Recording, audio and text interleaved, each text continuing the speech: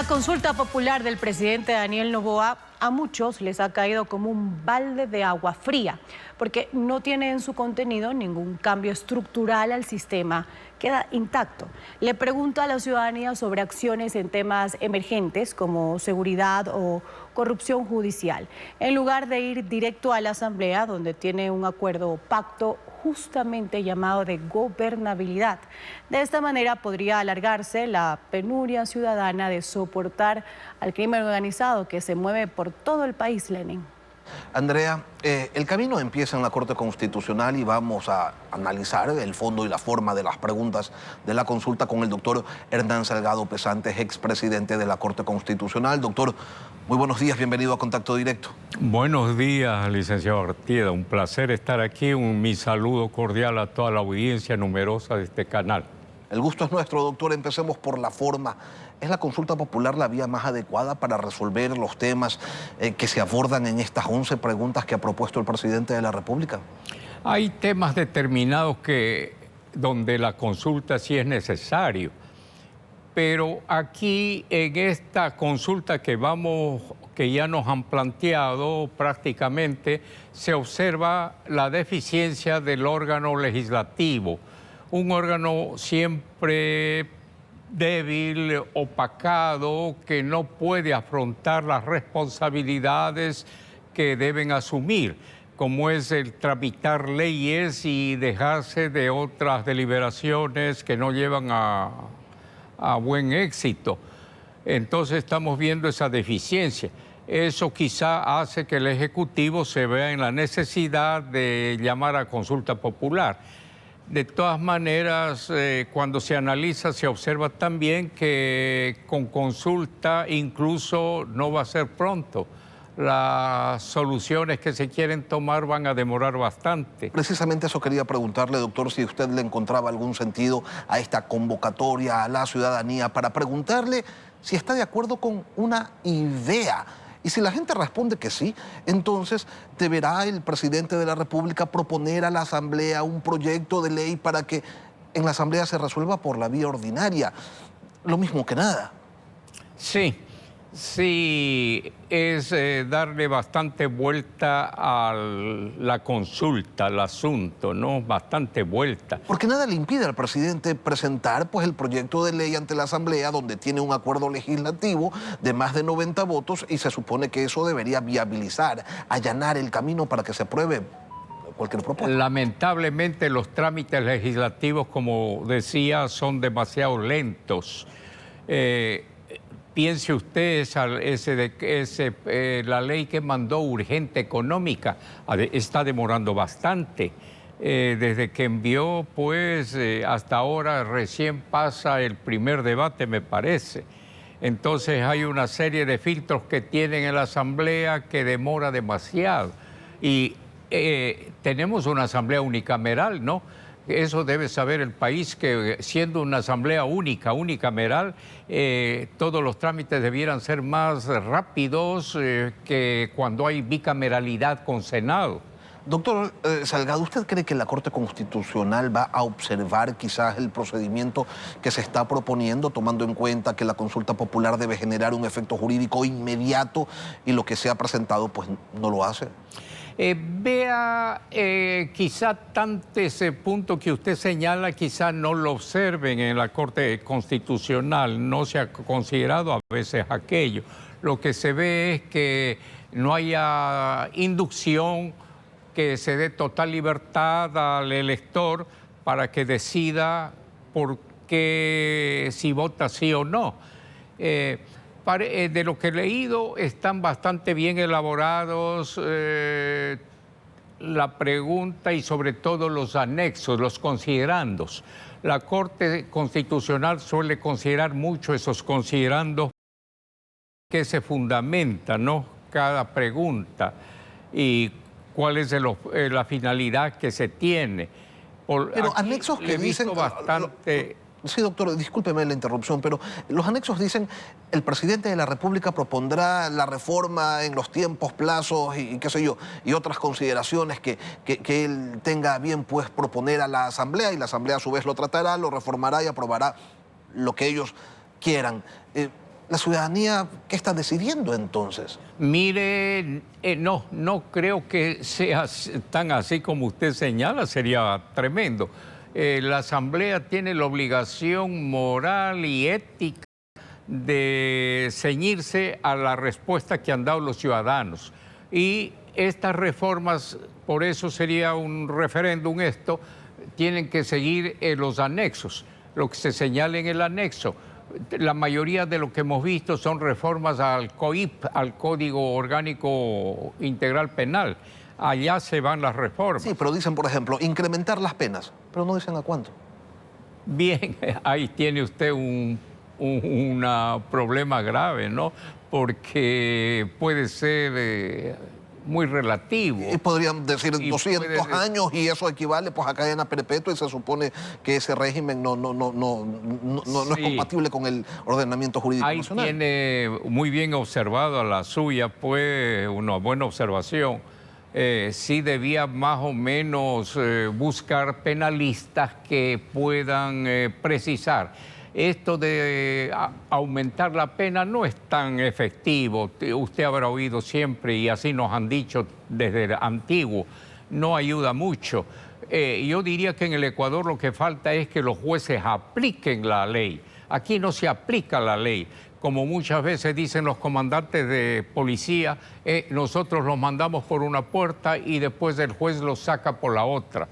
Realmente ahí está el problema, falta de aplicación. En la propuesta referente al rol de Fuerzas Armadas para que intervenga, y cito textualmente lo que dice la pregunta, en acciones de prevención y erradicación de las actividades de organizaciones criminales, doctor, ¿no termina siendo una propuesta para que los militares tengan actividades de carácter policial y ya no solo de apoyo complementario? Mire, yo siempre defendí que las Fuerzas Armadas sí deben participar activamente en esta lucha contra organizaciones delictivas. Y fue minoría. Debo decirle que el constitucionalismo ecuatoriano hasta la Carta Magna anterior sí aceptaba, había una disposición que el presidente de la República dispondrá el empleo de la Fuerza Armada. Yo recuerdo que muchas veces vi aquí en Guayaquil a la Marina custodiando las bombas de gasolina porque habían disturbios diversos. O sea que las Fuerzas Armadas sí han intervenido, han acompañado, pues, resguardando el orden. Por lo tanto, eso no era novedoso en nuestro constitucionalismo. Lo que pasa es que la Constitución de Montecristi, 2008, lo suprimió y dejó solamente para el estado de excepción. Solamente allí quedó. Pero yo creo que sí deben estar siempre dispuestas porque es el complemento indispensable de la Policía Nacional. Y en las circunstancias que vive el Ecuador realmente es urgente que una entidad bien institucionalizada, respetada por todos, pueda actuar junto con la Policía Nacional. ¿Qué impide el día de hoy que los militares salgan a las calles? Porque ha habido ya reformas, e incluso muchas de ellas supervisadas por la Corte Constitucional, en donde el apoyo complementario a la actividad policial pues, es absolutamente legal, es legítima, y entonces, ¿por qué no están? Es que solamente se permite cuando hay estado de excepción. Solamente allí puede hacer empleo de las Fuerzas Armadas junto a la policía. Incluso allí recuerdo que cuando yo estuve en la Corte Constitucional se tenía mucho recelo de que las Fuerzas Armadas puedan actuar por su cuenta. Y entonces siempre se decía deben ir acompañando con ciertas limitaciones. Y yo no estoy de acuerdo con ello, porque si interviene la Fuerza Armada tiene que ser en su totalidad, frontalmente. Eso lo estamos viendo, es la experiencia que nos está demostrando y ahora peor que antes. Doctor Salgado, resulta ser que solo la pregunta para rehabilitar la legalidad de la obligación, la legalidad de la operación de los casinos en el país es la única que realmente requiere de un pronunciamiento popular, ¿no? Porque todo lo demás pues, podría tramitarse por la Asamblea, ya hemos observado que presentaría algunos inconvenientes quizás, pero la única que realmente requiere de consulta es el tema de los casinos. Mire, hacemos 11 puntos de consulta. Realmente esta relativa a los casinos, para mí, desenfoca. Totalmente. Estamos hablando de seguridad nacional, estamos hablando de la necesidad de luchar contra las organizaciones criminales. ¿De dónde me saca de los casinos? El argumento es que van a dar empleo. Por favor, ¿qué pasó? Eso no da empleo. Eso se ha dicho que crea la adicción del ciudadano común, que eso atenta a la salud. Hay organizaciones internacionales incluso que se han opuesto a esta forma de adicción que son los casinos. Allí sí yo diría pues que la señora ministra de Gobierno y del Interior no tuvo suficiente claridad para hacerle entender al señor presidente. Yo entiendo que él debe inclinarse por estas cosas tan buenas que hay en Las Vegas, pero aquí no manda eso. Y decir que eso va a ayudar la economía del país, por favor. Doctor, ¿tenía usted otras expectativas de esta consulta popular? Se lo pregunto porque, vamos, que un amplio sectores del país pues esperaban que temas importantes se aborden en la consulta, reformas estructurales, y aquello no pasa. Justamente un tema que la ciudadanía desespera es el trabajo.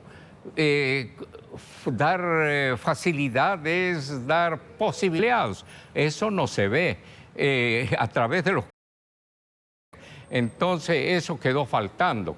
Está bien lo que se refiere a las Fuerzas Armadas y a la Policía Nacional para que mejoren el control. Está muy bien que el Estado tome directamente los bienes, que se arregle esa disposición de la ley de extinción de propiedad. Está muy bien. Por favor, mire, eso es algo indispensable. Eso es como beber el agua de cada día. ¿Cómo puede ser que un juez no esté dispuesto o no pueda demostrar los bienes que tiene? Y por eso ha habido una corrupción espantosa que estamos viendo con la metástasis. Metástasis horrorosa, ¿no? Pero ya hay voces que dicen que la discrecionalidad en esta evaluación podría terminar equivaliendo pues a una metida de manos a la justicia light. Mire, no sería así porque se entiende que la Corte Nacional de Justicia hace la evaluación del juez, qué tal está despachando, cuántas sentencias da al mes, al año, todo eso se toma en cuenta y la calidad de la sentencia que hace. Y entonces al mismo tiempo, bueno, trimestralmente sería bueno de que señale los bienes que tiene, que adquirió, para ir de esa manera controlando esa corrupción espantosa que hay hemos visto claramente ahora, ha quedado al descubierto. Entonces es inconcebible que un juez pueda seguir trabajando sin esa auditoría tributaria, predial, para demostrar los bienes que uno tiene. De pronto sacan fortunas, ¿no? Yo creo que con más frecuencia de lo que podríamos imaginar. Se ahorra mucho. Doctor Hernán Salgado Pesantes, expresidente de la Corte Constitucional. Doctor, como siempre, un gusto contar con su presencia aquí. Muchas gracias. Para mí es una satisfacción enorme estar con usted, distinguido periodista Artieda. Muchas gracias. Un buen día.